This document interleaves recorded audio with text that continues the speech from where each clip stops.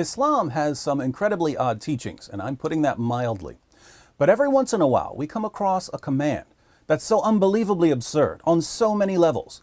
We can only wonder why Muhammad wasn't laughed out of Arabia when he delivered it to his followers. Take, for instance, Muhammad's solution to the following problem. Suppose a man and a woman, who aren't married to each other, need to be alone together for some reason. Perhaps the man is a household servant and the woman's husband goes away on business trips. How are the man and the woman, who aren't married to each other, supposed to avoid having sex? This problem was actually brought to Muhammad, and Allah himself provided the solution. Allah, in his timeless wisdom, revealed in the Qur'an that in order to prevent any sort of illicit sexual encounter, the woman should breastfeed the grown man 10 times. This will technically make the woman the man's foster mother, so they won't be tempted to have sex. Now, if you're thinking to yourself, 10 breastfeedings, that's too much, don't worry, Allah has got you covered. Even though the Quran is supposedly Allah's eternal word, Allah eventually changed his eternal mind about the need for 10 breastfeedings. 5, it turns out, is quite sufficient. Sahih Muslim, 3598. It was narrated from Amra that she heard Aisha say, when she was mentioning what kind of breastfeeding makes a person a mahram. A mahram is a relative you're not allowed to marry or have sex with. 10 definite breastfeedings were revealed in the Quran, then 5 definite breastfeedings were revealed too. Notice that Aisha says these verses were revealed in the Quran. Let's read another. Sahih Muslim, 3597. It was narrated that Aisha said, among the things that were revealed of the Quran was that 10 definite breastfeedings make a person a mahram. Then that was abrogated and replaced with 5 definite breastfeedings, and the Messenger of Allah passed away when this was among the things that were recited of the Quran. So Allah revealed 2 Quran verses about breastfeeding adults. One verse requiring 10 breastfeedings, which was later abrogated by a second verse requiring 5 breastfeedings. Aisha specifically says that this was among the things that were recited of the Quran when Muhammad died. But you can read the Quran we have today until your brain falls out, and you won't find either of these verses. So what happened to them? Well, Aisha tells us what happened to the first verse in Sunan ibn Majah, 1944. It was narrated that Aisha said, the verse of stoning and of breastfeeding an adult 10 times was revealed, and the paper was with me under my pillow. When the Messenger of Allah died, we were preoccupied with his death, and a tame sheep came in and ate it. The 7th century version of the dog ate my homework was apparently a sheep ate my Quran verses. That explains the disappearance of the verse requiring 10 breastfeedings, but the other verse commanding 5 breastfeedings isn't in the Quran either. So we can only conclude that both verses on breastfeeding adults were eaten by Aisha's sheep. Now, was this a mere accident, or was there something more sinister afoot? Let's see if we can solve the mystery of the missing verses. The case begins with a woman named Sahla. Sahih Muslim, 3600. It was narrated that Aisha said, Sahla bint Suhail came to the Prophet and said, O Messenger of Allah, I see signs of displeasure on the face of Abu Hudayfa, that was her husband, when Salim, who was his ally, comes in. The Prophet said, breastfeed him. She said, how can I breastfeed him? He is a grown man. The Messenger of Allah smiled and said, I know that he is a grown man. Creepiest smile ever. So Sahla's husband was concerned about this grown man being around his wife, and Muhammad's response was that she needed to put her breasts in the man's mouth repeatedly. Interestingly, Sahla did exactly what Muhammad and Allah commanded. She put her breasts in Salim's mouth so that he could suck on them over and over again. And this calmed her husband down. Why? Because he trusted Muhammad. Well, Muhammad and Allah say that if I just let this man suck on my wife's breast a bunch of times, I don't need to worry about what they do when I'm gone for the weekend. I feel so much better now that her nipples are in this guy's mouth. Anyone else want to hang out with my wife while I'm out of town? Come on over. Breasts for everyone, Allahu Akbar. For a while at least, Muhammad's wives were on board with Allah's views on breastfeeding adults. When Muhammad's wife Hafsa wanted to spend time with a man, she would send the man to her sister to be breastfed. We read in Malik's Muwatta, chapter 30, section 1, number 8. Hafsa, al-Mu'mineen, mother of the believers, sent Asim ibn Abdullah ibn Sa'd to her sister Fatima bint Umar ibn al-Khattab for her to suckle him 10 times so that he could come in to see her. She did it, so he used to come in to see her.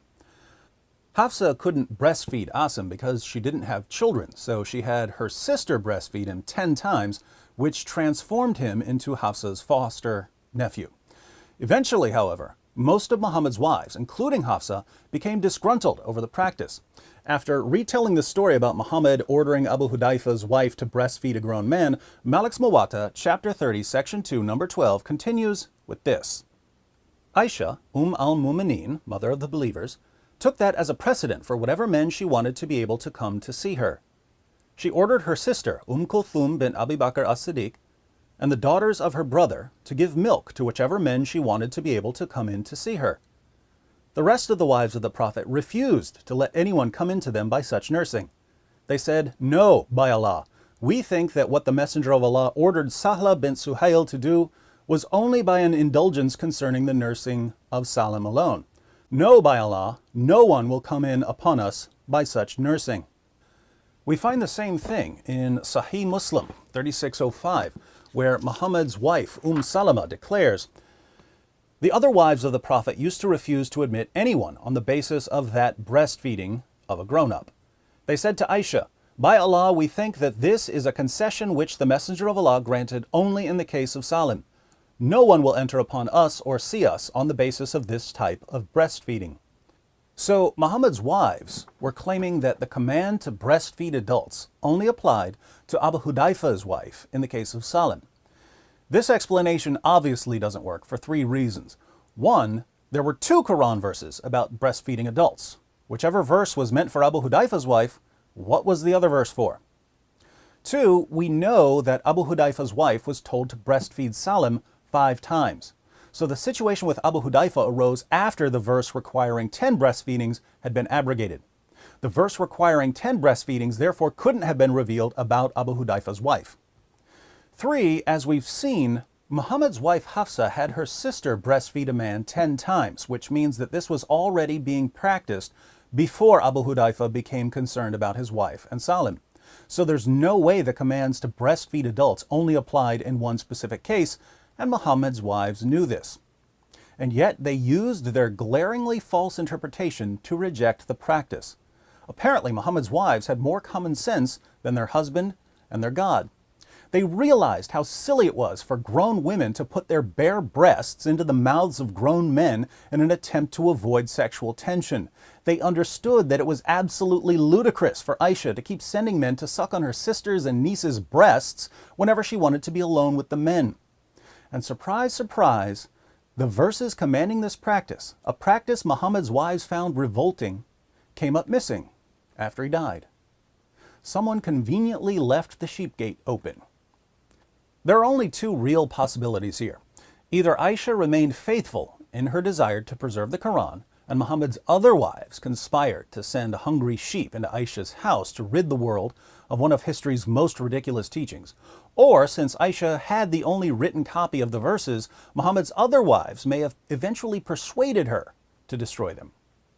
I favor the latter explanation. While it's clear that Aisha initially approved of Allah's command to breastfeed adults, she was also very young and under the influence of Muhammad. When Muhammad died, Aisha was 18 years old, and by this time she had presumably learned that if a woman wants to avoid sexual tension, it's a good idea to keep her breasts out of men's mouths. But there's another piece of evidence that supports Aisha's involvement in the Sheepgate Conspiracy. The sheep didn't just eat the Quran verses on breastfeeding adults. It also ate the Quran verse on stoning adulteresses. Aisha was once accused of adultery, and if Muhammad hadn't received a special revelation proclaiming her innocence, she could have been stoned to death. The accusation of adultery was one of the reasons she became so careful about having her sister and nieces help her follow the breastfeeding rule. She was trying to protect herself. We don't need Sherlock Holmes to uncover Aisha's fear of the verse of stoning. And her sheep ate the only copy. Coincidence? No. Conspiracy. The verses on breastfeeding an adult, along with the verse of stoning, fell victim to one of history's least common means of malice: death by sheep. For you Muslims who are watching, here are 10 takeaways. First, Muhammad's wives knew more about human nature than Allah did. So Muhammad's wives were greater in knowledge than Allah. Second, in the Qur'an, Surah 15, verse 9, Allah promises to protect the Qur'an from corruption. And yet Muhammad's wives were able to destroy verses of the Qur'an. So Muhammad's wives were greater in power than Allah. So was the sheep. Your God couldn't protect the Qur'an from a sheep. Third, Muhammad's wives had the courage to remove this awful teaching from the Qur'an. So they were greater in goodness than Allah. Question: if Muhammad's wives were greater in knowledge, power, and goodness than Allah, why are you worshiping Allah? Fourth, if Muhammad's wives were willing to deliberately destroy verses of the Qur'an, it seems that they may have recognized that they were married to a false prophet. Unfortunately for them, since the penalty for leaving Islam is death, they had to keep quiet about their apostasy. Fifth, many Muslims today don't believe in the doctrine of abrogation, the doctrine that some Qur'an verses abrogate or cancel other Qur'an verses. And yet your most trusted sources are filled with examples of Qur'an verses abrogating other Qur'an verses. Why do modern Muslim beliefs so frequently contradict orthodox Islamic doctrine?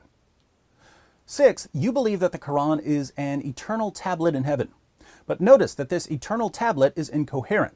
One verse of the eternal Qur'an says that 10 breastfeedings are required to make a man a mahram. Another verse of the eternal Qur'an says that 5 breastfeedings are required to make a man a mahram. The Qur'an is eternally incoherent.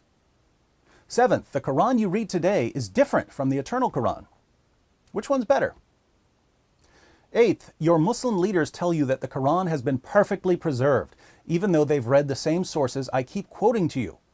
Your leaders know that, according to your most trusted sources, entire chapters of the Qur'an were lost. Large passages of the Qur'an were lost. Verses were lost. Phrases were lost.